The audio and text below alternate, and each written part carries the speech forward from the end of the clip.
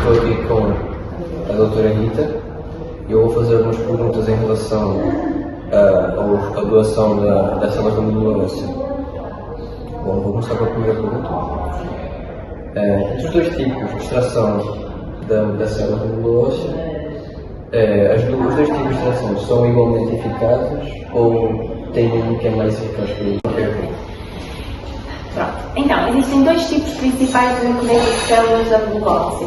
Temos então a colheita por aférese de células, em que temos, que acontece na maior parte dos casos, 95% dos casos, em que fazemos então um fator de crescimento, que é para estimular a medula óssea a produzir as células.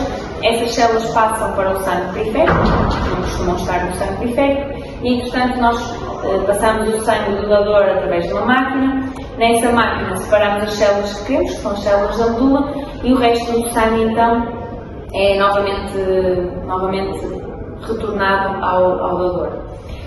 Este procedimento tem muito poucos efeitos adversos e acontece na maior parte dos casos. Depois temos outro método, que é o método da punção óssea, que ocorre apenas em 5% dos casos. Esse procedimento tem que ser feito no bloco operatório e envolve anestesia geral e também um internamento de cerca de 48 horas, e nesse método nós fazemos uma punção óssea do osso da bacia e retiramos as células da medula.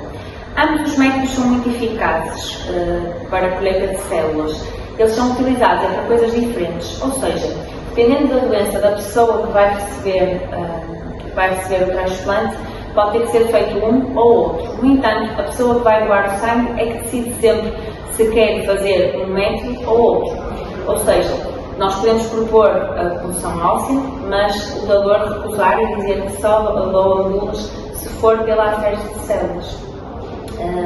Claro que há alguns tipos de doenças em que realmente é mesmo importante que seja por punção óssea, mas a maior parte das vezes a aférese de células é suficiente e é igualmente eficaz.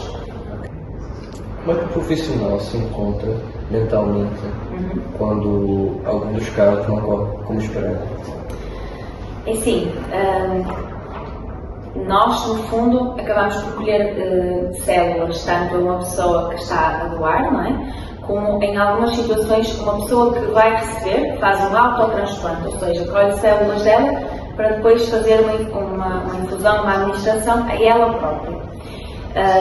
Nós, quando estamos em contacto com o doador em si, no fundo o doador não tem nenhum problema e acabamos por não estar em contacto com o doente propriamente, e mesmo que o caso não corra como queremos, não estamos em contacto propriamente com o doente.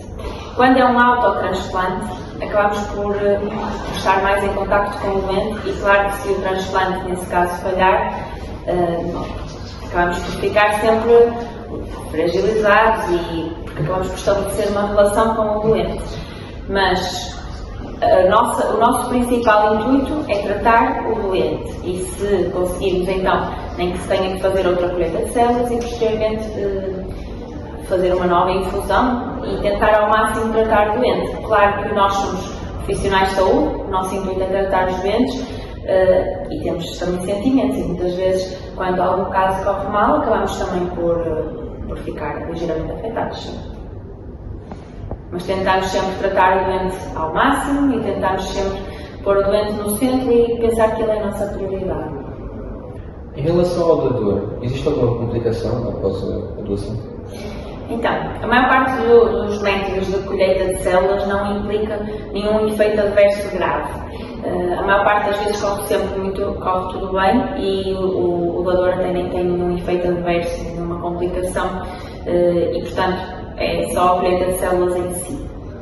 Existe um estudo que nós estamos a fazer, que é um estudo dos outcomes de qualidade de vida para o doador, ou seja, ver se existe alguma implicação direta por causa da colheita de células na vida e na qualidade de vida do doador, e aquilo a que chegamos é que não existe, para já, pelo menos pelos resultados que temos tido agora, é que a maior parte das vezes não existe nenhum efeito adverso, e quando existe é uma coisa muito ligeira, é alguma dor que pode ser provocada pela própria injeção dos fatores de crescimento nos dias antes da colheita e que acaba por passar e que cede à analgesia. Portanto, a maior parte das vezes não tem nenhuma complicação, é só o dia da colheita que acabamos por ter, o doador acaba por ter que estar aqui um bocadinho connosco e de resto acaba por fazer uma vida completamente normal. E no posterior à colheita também uma vida completamente normal. Por que a compatibilidade entre o doador e o receptor é tão difícil de encontrar? Então, nós temos vários tipos de compatibilidades, digamos assim. Temos a compatibilidade, temos o HLA, que é utilizado então para a compatibilidade, ter se um doador é compatível com o doente, e este tem vários tipos de alelos, digamos assim, que nós queremos testar.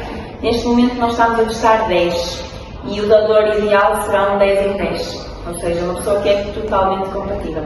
Nem sempre é possível encontrar isso, e por vezes utilizamos doadores que sejam 9 em 10, 8 em 10 de compatibilidade, mas o ideal será então um 10 em 10. Um doador 10 em 10 é difícil de encontrar, sim. Primeiro tentamos nos familiares, que são geralmente mais parecidos entre si, e posteriormente é que passamos para doadores não relacionados, ou seja, pessoas fora do seu panorama familiar que possam ser compatíveis.